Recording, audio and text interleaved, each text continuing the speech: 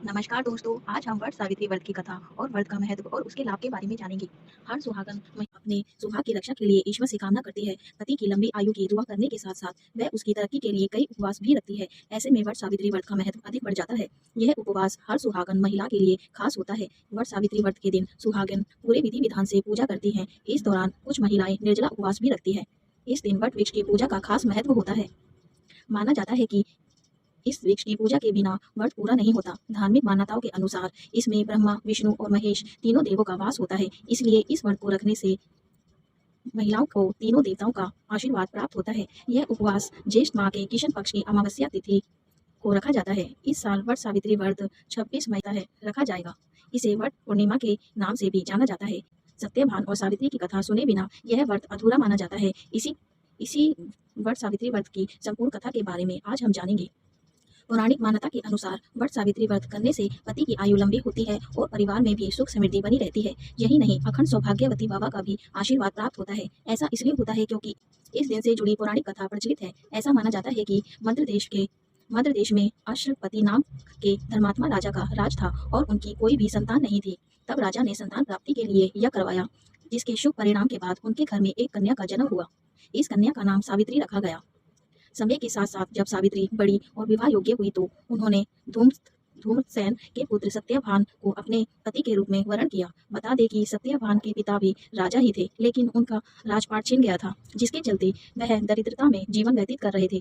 सत्यभान के माता पिता को भी सत्यभान के माता पिता की भी आंखों की रोशनी चली गई थी और वह जंगल से लकड़ी काटकर उसे बेचकर अपना गुजारा कर रहे थे। वहीं सावित्री और सत्यभान के विवाह की बात चली तब नारद मुनि ने सावित्री के पिता राजा अश्वपति को बताया कि सत्यभान की आयु कम है और वह विवाह के 1 साल पश्चात ही उसकी मृत्यु हो जाएगी।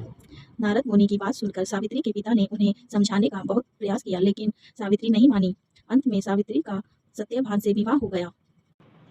शादी शादी के बाद सावित्री अपने सास ससुर और पति की सेवा में लग गई। फिर एक दिन वो दिन भी आ गया जिसके जिक्र नारद फिर एक दिन वो दिन भी आ गया जिसका जिक्र नारद मुनि ने किया था, सत्यभान की मृत्यु का।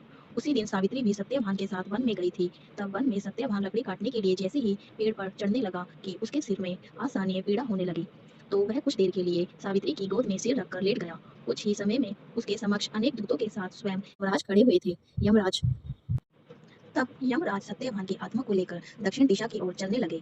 तब पतिव्रता सावित्री भी उनके पीछे पीछे चलने लगी। आगे जाकर यमराज जी ने सावित्री से कहा, हे पतिव्रता नारी, जहाँ तक मनुष्य साथ दे सकता है तुमने अपने पति का साथ दे दिया, अब लौट जाओ।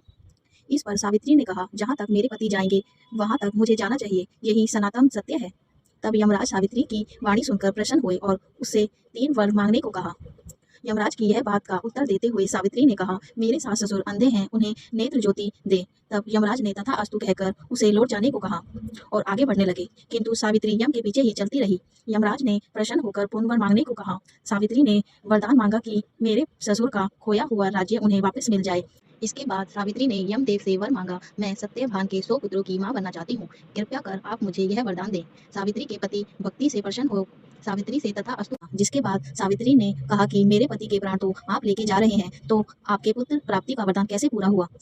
यमराज ने अंतिम वरदान को देते हुए सत्यभान की जीवात्मा को पाश से मुक्त कर दिया। सावित्री उन उस वट वृक्ष के पास लौटी तो उन्होंने पाया कि वट वृक्ष के नीचे पड़े सत्यभान के मृत शरीर में जीव का संचार हो रहा है।